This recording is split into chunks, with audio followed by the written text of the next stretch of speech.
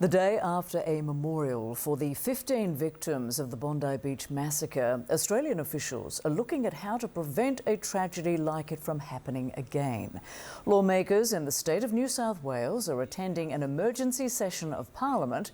They're debating new laws to tighten gun control in the state, to limit protests and to ban the display of terror symbols and hate speech. Thousands of mourners gathered under tight police security at Bondi Beach on Sunday evening to mark a week since two gunmen targeted a Jewish festival. We're also learning more about how last week's attack was planned and carried out as the sole surviving gunman made a court appearance via video link. CNN's Mike Valerio joins us now live from Beijing. So, Mike, what is the latest on the investigation and also efforts to crack down on hate speech and guns in the state of New South Wales? Yeah, we'll start with the guns and the hate speech. So bottom line, there's an effort to limit the number of guns. If you have a license, to cap it at 4 guns you can have if you live in New South Wales. If you're a farmer, it caps at 10. And with hate speech, 2 interesting buckets for an international audience that certainly are of note. There's the move to try to ban certain elements of speech, like globalize the Intifada. That would be outlawed, but of course that's going to be, that measure is going to be referred to a parliamentary inquiry because Australians have a guaranteed freedom of political communication.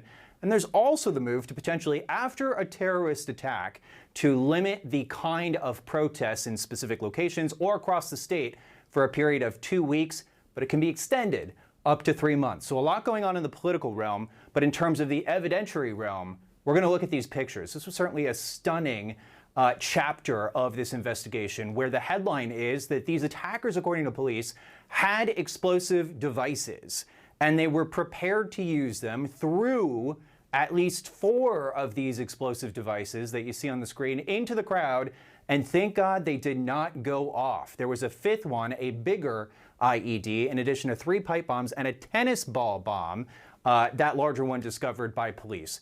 We also have of note the preparation, cell phone videos found belonging to the son and father from October, showing both of them, according to police, practicing firing shotguns, moving in a tactical manner. Fast forwarding to 2 days before the attack, there's also CCTV video in Sydney that shows the father and son's car going to that footbridge where the attack ultimately would begin 2 days later. And then in the early morning hours of Sunday, December 14th, we're talking about 2 a.m., CCTV footage from an Airbnb showing the father and son, according to investigators, moving what appears to be long guns, explosives wrapped up in blankets under the cover of night so nobody would notice that they're being moved from point A to point B, moved from the house to their car, sitting curbside, again, in the middle of the night. So a lot of moving parts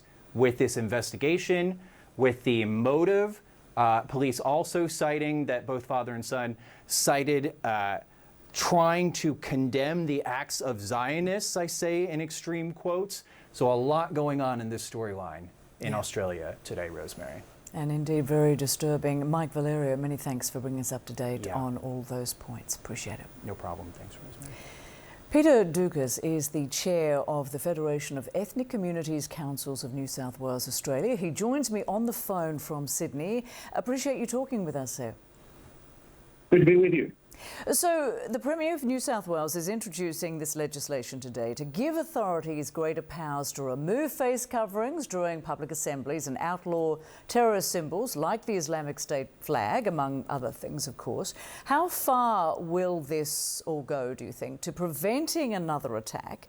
And what more needs to be done to crack down on anti-Semitism in Australia? Well, this firstly has been a terrifying 10 days in Australia. The worst terrorist attack that we've had on our soil, and the country will never be the same again.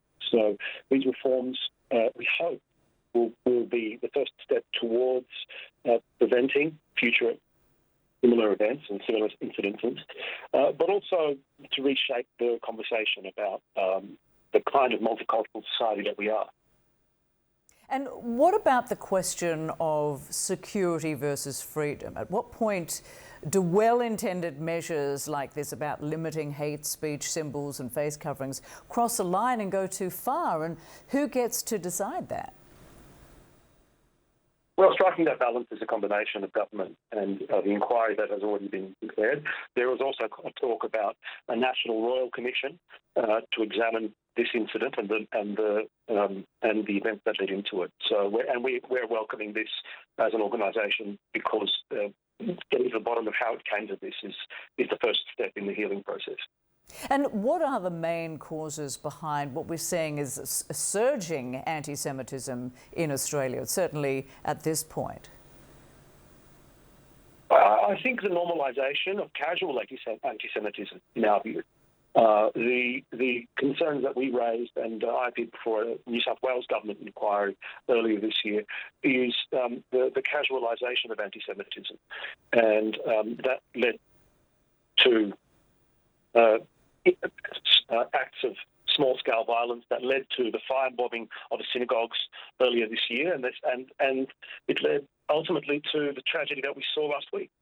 So how can Australia enhance the safety of the Jewish community and, of course, improve security measures around synagogues and other places of worship? Outside of just improving the security of the Jewish community, it's about creating a society where the Jewish community don't need security.